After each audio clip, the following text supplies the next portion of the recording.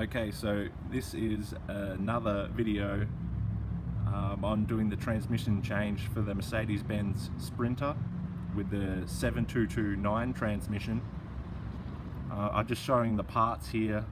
As you can see, it's a pretty big job, and there is like a number of things you need in here. We'll go through those in a moment, but I thought I'd introduce the video with saying the important thing with this job is the transmission change. Things need to be clean and you need to be organized. I think that anybody with a moderate amount of experience working with cars can do this.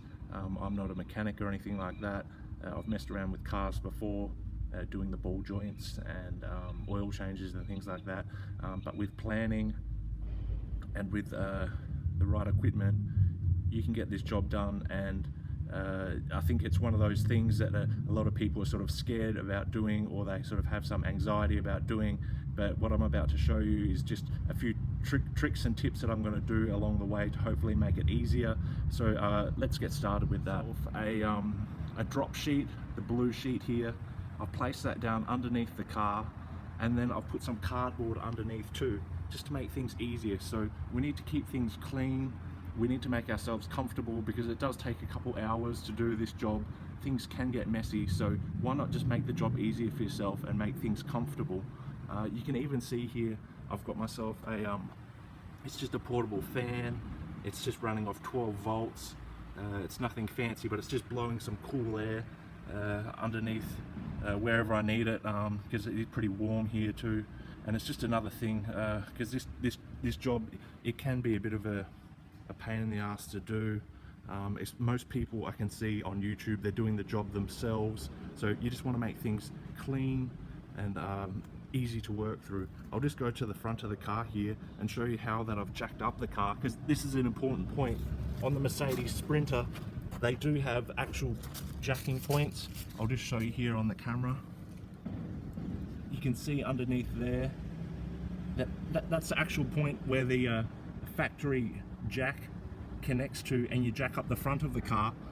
But as you can see, I've positioned the axle stands under that front cross member where the engine mounts to, because it gives me the best position to be underneath the car. Look at all that room that I've got. So it goes back to what I was saying before, making the job comfortable and making things easy on yourself. So by having the axle stands there, I've just got them on a low setting, and you can see the car's already pretty high off the ground. I don't know if you can see that here, the front wheels are off the ground. And if you can see at the back there, I've got some low profile wheel ramps. They're just very simple wheel ramps. I think they cost me $80. Just by using a few of these tools here, I've just made the job a lot easier on myself. I've given myself plenty of room to get underneath the car. There's loads of room under the transmission. And what I'm going to show you next is another important thing. And I see that some people, they do service the transmission, but and they're doing it on their own, but they don't remove the gearbox cross member. But what I'm about to show you is the actual size of this thing and how much room it takes up. I've removed the cross member, and most people that have a Mercedes Sprinter and have got underneath it know that the cross member is absolutely massive, and it does take up a lot of room. It's really easy to remove. There's only these outside bolts which attach the cross member to the chassis. Those outside bolts, they're 5/8. Well, they are for me. They're 5/8, and they're 1/2 inch. This platform here is where the cross member attaches to the transmission. So you want to get that out of the way. You can do this job leaving this thing on the car, but like I said again, you need to make things easier on yourself. So I'm just going to get down here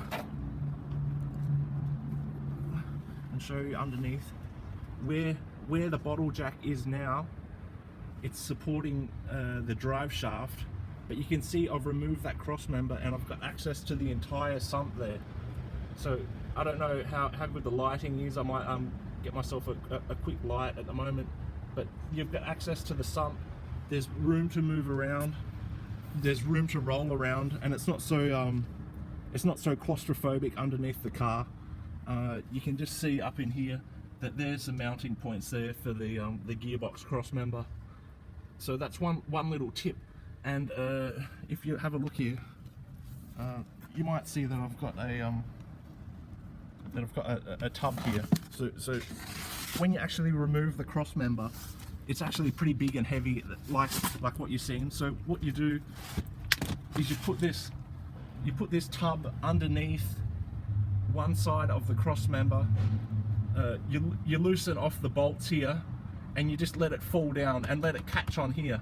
So you're not worrying about it falling on top of you, because when this side falls down and lands on the bucket here, it just acts as a support, and then you can go to the other side of the car and unbolt the other bolts.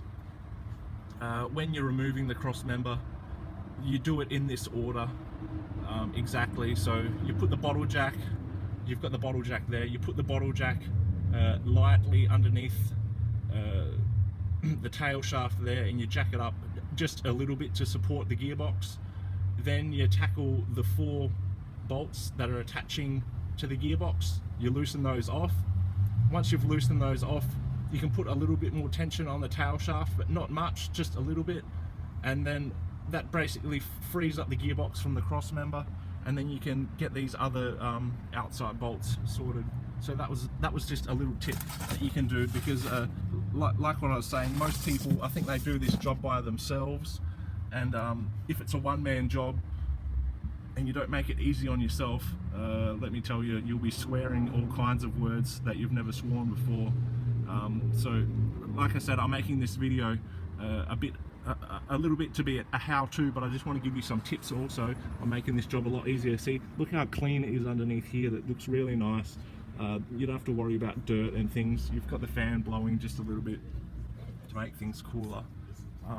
To go underneath the front of the car, and I'm going to show you. I'm going to show you this part and why it's important, because when you do the gearbox transmission oil, look, let's just put it this way: just do it right the first time, and you'll get the job done properly, and you won't have to worry about anything. Because as you guys know, the automatic transmission on these cars, they've got a bit of a funny history to them, and it's just best to err on the side of caution and drain the torque converter when you're doing the rest of the transmission. And as you're going to see today, I'm going to drain the transmission, I'm going to drain the torque converter, and I'm going to drain the oil cooler. I'm going to try and remove as much old transmission fluid from the car as possible. So I'm going to get underneath the front of the car here, and you can see there the front pulley. I've already gone through and put markings on the front pulley where the torque converter is positioned with the bolt. So the reason that I put these yellow markings there is so when I go to do this transmission change, and if I need to get to the torque converter in the future, that yellow mark there just lets me know exactly where I need to turn over the front of the car to access the torque converter bolt. So I know it's just a little thing, but it's really easy to do. You just get yourself one of those yellow paint pens, and then with the paint pens you mark on the main front pulley there.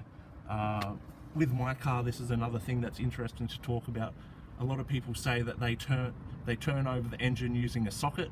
I know you can't see it on this car, but on the inside there of the main front pulley, there is no socket. It's an actual special tool that you need to buy from Mercedes Benz. It's a clover shaped 4 torque nut socket tool, and it's just another tool that you might have to buy to get this job done, because with my car I'm strong enough and I've got a good enough grip to actually grab the front pulley and turn over the engine by hand. But mine's a 4-cylinder engine. It is really strong. It is really tough to turn over by hand, but I can turn it over by hand and locate that front pulley mark to get to the torque converter. So I'm just going to go around and show you also, get my bits and pieces organized. So I've got my torch here. Okay guys, we're organized, and we're underneath the car now. So this is the transmission in here, and I've just got my light shining to try and give us a bit of light. You can see where the hole is for the torque converter drain plug, and I've got the Allen key, 4mm Allen key sitting in there to access the drain plug. And like I said before, I've got the yellow markings that's lined up in the front pulley, so when I can see those yellow markings, I know that the torque converter plug is right there. I've got the Allen key there just lined up for so it's a lot easier to see, and I can easily access the drain plug now. And the camera's falling everywhere, so I'll try and get underneath. That's another shot.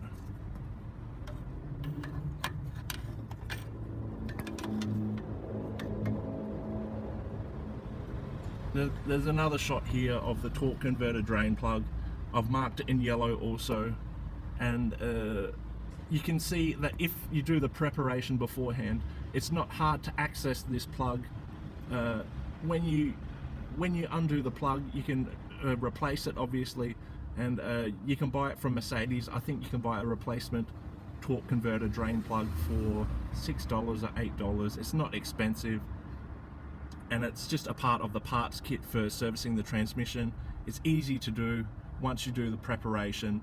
The hardest thing is turning over the engine by hand, or finding the tool that turns over the engine to access this plug. But once you can do that, that's fine. It's just a part of the job. It's just a part of the maintenance. So we'll just go back up in here. We can see the